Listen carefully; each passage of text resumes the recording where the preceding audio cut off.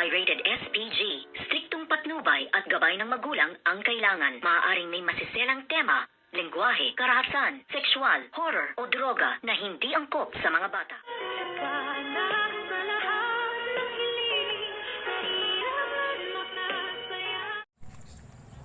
Good morning and welcome sa aking munting channel. Kabado na ngayon at nanginginig na sa takot itong ang bruhang si Zoe dahil nga nalalapit ng mabunyag ang katotohanan na siya ay isang huwad na tanyag, at dito nga ay malalaman lahat sa Apex Medical Hospital ang katotohanan na siya ay anak sa labas ng demonyitang si Moira, at ngayon nga ay si Doktora Annalyn Santos lamang ang legit na tanyag at nag-iisang anak nga ni Dr. RJ Tanyag, at dito nga ay mapapahiya ng sobra itong ang si Zoe dahil sa sobrang yabang niya at ipinagsisiksikan niya nga at pinagpipilitan niya sa lahat nga ng nagtatrabaho sa Apex na siya lamang ang legit at nag-iisang anak ni Dr. RJ Tanyag. Ngunit magbabaliktad na nga ang lahat dahil malalaman na ang tinatago at ang bulok nga nitong si Zoe na siya ay matagal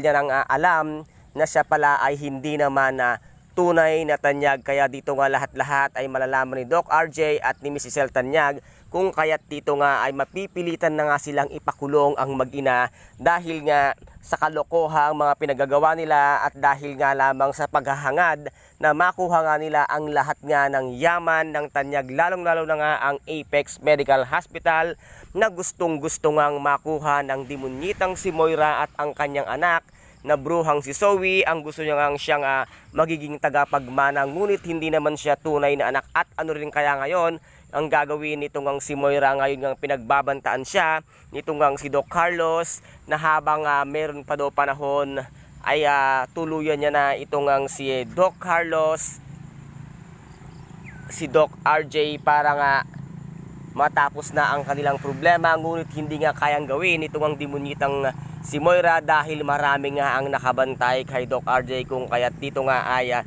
hindi niya mapagbibigyan ang kagustuhan nitong ang si Dr. Carlos Benides na tapusin na ang buhay ni Doc RJ. Kaya guys, ito po ang ating ipakaabangan kung ano pa ang mga kapanapanabik na kaganapan dito nga sa abot kamay na pangarap na kung saan ay napaka-intense at kapanapanabik ng bawat eksena. At kung nagustuhan po ninyo ang aking videos for today, paki-subscribe na lamang po ng aking channel, paki-like and share para maging update kayo sa lahat ng gagawin kong videos. Maraming salamat po. Ingat, God bless and bye-bye!